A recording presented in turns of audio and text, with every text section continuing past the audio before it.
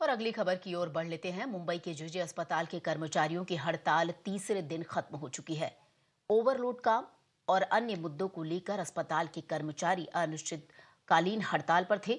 हड़ताल कर रहे कर्मचारियों का आरोप है कि अस्पताल के अधिकतर कर्मचारी रिटायर होने के कगार पर हैं, यानी वो रिटायर हो जाएंगे, लेकिन जो अस्पताल प्रशासन है उसके तरफ से नए डॉक्टर्स, नए कर्मचारियों की नियुक्ति पर उदासीनता दिखाई जा रही है।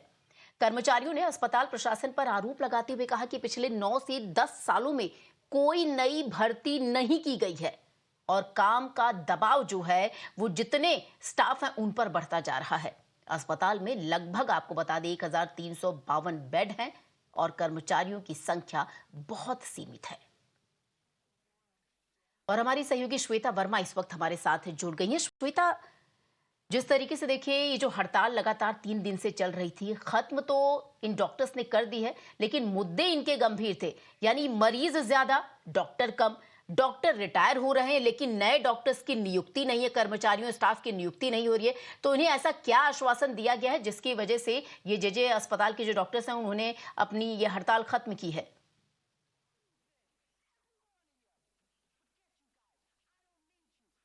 थी ये क्लास 4 के स्टाफ द्वारा, यानी जो भी नर्सेस, क्लीनर्स, स्वीपर्स ये हैं, ये पूरे क्लास के स्टाफ द्वारा ये 2 दिन का दरअसल हड़ताल था, 2 दिन भी नहीं।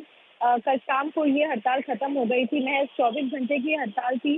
जब हमने बात की वाइस प्रेसिडेंट एवं प्रेसिडेंट से, तो उन्होंने ये हमें बताया कि हसन मुश्रिफ मिनिस्टर से बात हो चुकी है। उनको ये आश्वासन दिया गया है कि बाकियों की जो अभी तक वैकेंसी पोस्ट खाली थी, वो भरी जाएगी। और यह भी बताया था कि उनको पोस्ट रिटायरमेंट क्या कुछ और फायदे मिलने वाले हैं। उनके इन सभी बेनिफिट पॉइंट पर बात रखी गई थी मीटिंग में। इसके बाद जो क्लास 4 रैंक के जितने भी स्टाफ है, उन्होंने अपना हड़ताल वापस लिया। इसी के बीच ये अनुमान लगाया जा रहा था जब पहले दिन हड़ताल था कि किस तरीके से इसका प्रभाव मरीजों पर पड़ने वाला है। लेकिन यह देखा जा रहा है कि मरीज आए दिन, जैसा कि आपने कहा, कि उनकी संख्या बढ़ती जाती है।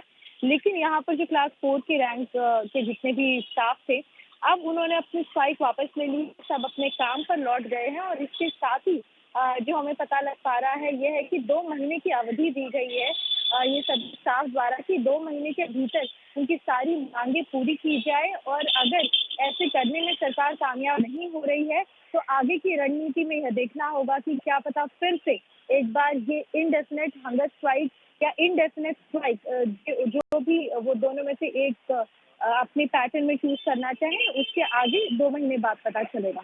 सता जी बिल्कुल श्वेता वर्मा, आपका बहुत बहुत शुक्रिया इन तमाम जानकारी के लिए। तो 2 महीनों का वक्त जो है वो दिया है जो स्टाफ है जेजे अस्पताल के, और अगर 2 महीने में सरकार ने कुछ अहम कदम नहीं उठाया तो इन कर्मचारियों द्वारा अगला कदम उठाया जाएगा।